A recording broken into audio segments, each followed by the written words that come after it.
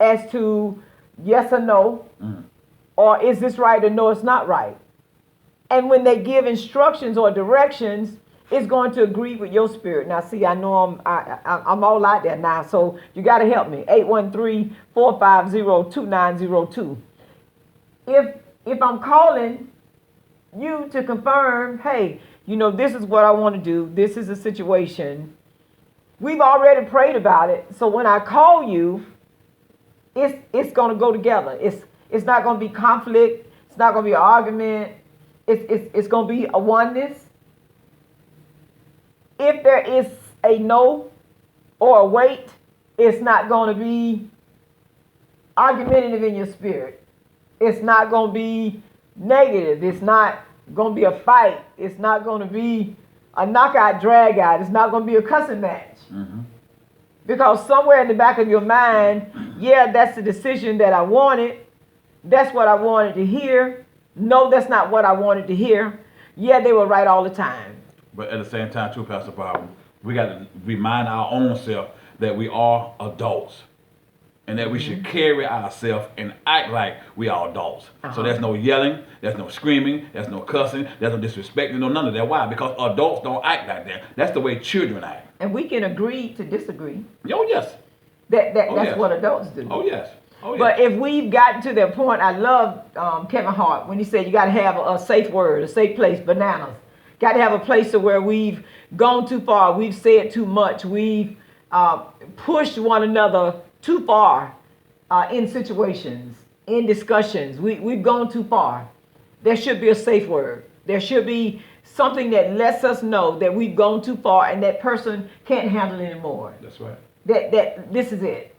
We're talking about leave and cleave on tonight. We're talking about renewing our vows on tonight. We're talking about remembering our vows, remembering what we said, being able to become one. That's it. And having a oneness in the home to where the kids can see that there's a oneness. That's it. We can agree to disagree, but there's a way to do that. That's right. 813-450-2902. I put two questions out there, and Shaquita was the only one that was bold enough to answer. When you have those decisions, whether you're married or not, you could be single. Let me help you out while you're still single. When you have a major decision to make in your life, who's the first person you call? When you have a major decision in your life, who's the first person that you think of that I need to call or text and ask them? I'm married, but there are things that I have or I'm into. I text my kids and I say, hey, what y'all think it is? Because we're talking about generations. My kids are 10 years apart.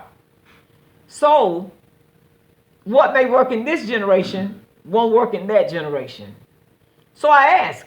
There's nothing wrong with consulting and seeking. That's right. I've already talked to God. My flesh said this is what I want to do. I consulted my husband / CEO. Then it's confirmed. Let's say, hey, let me get an outside opinion. It's outside of the house.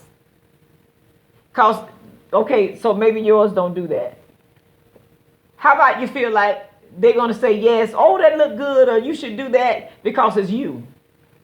But what if it's not right? Yeah. What if it's not going to work? Do you have that kind of relationship? That's, oh, yeah, that'll work. Oh, yeah, that look good. Just say it to appease you. Oh, that look good on you. Now you know that don't fit. You know you can't wear that. You already know what it looked like. And then you're going to ask them, babe, how that look? Really? You already know. So I'm talking about a situation like that. Should I wear this? Should I wear that? And they're going to agree with you just because they don't want to hurt your feelings. Not that kind of situation. Because we do have that.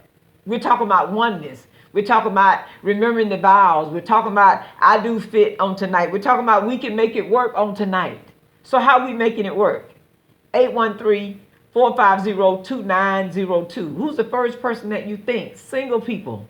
Who's the first person that you consult? First person that you call and say, hey, I have something that's on my mind that I want to do.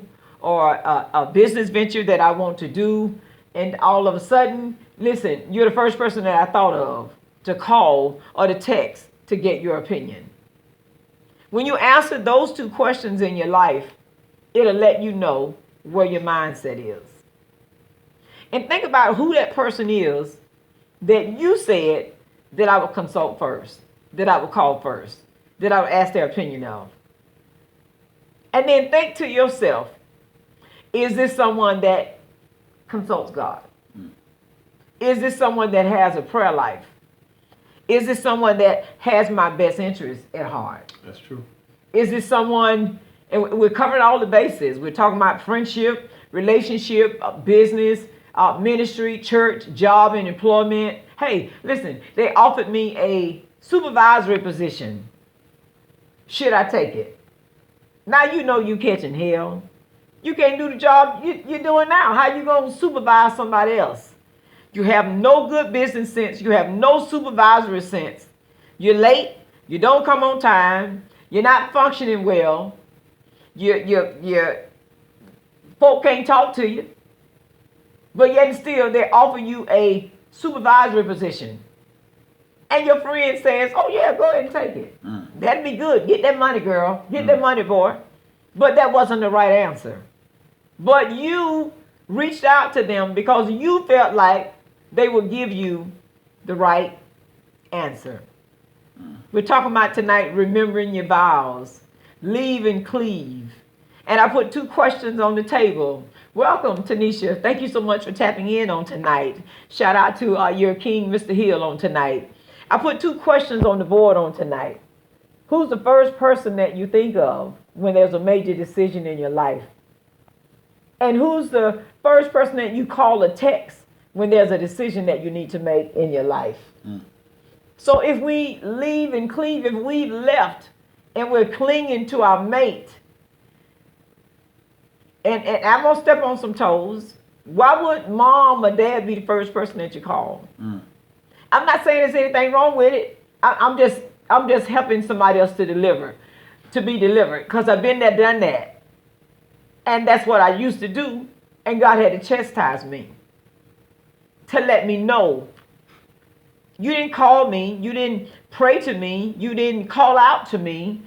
You didn't lay before me. You just picked up the phone and called or text your mom. And then after you made a decision, then you say, God, what should I do? I wasn't first on your list. Did I take it like a big girl? Yes, I did. But these things happen and we don't realize it. When it's something that we do or don't want to do, that's my mama. That's my daddy. But if there's a oneness in the house, when it's something that you decide you want to do for mom or dad, grandmama, granddaddy, I promise you, it'll be on one accord. Yes, ma'am. Do you agree? I agree. It won't be an argument. It won't be a fuss and fight. It won't be you shouldn't do that. It won't be you taking money out of the house. It won't be why you gonna do that. It won't be that. It'll be okay because there's a oneness. And when you speak it, it already confirms in their spirit that yes, that's the right thing to do. But there's a conflict.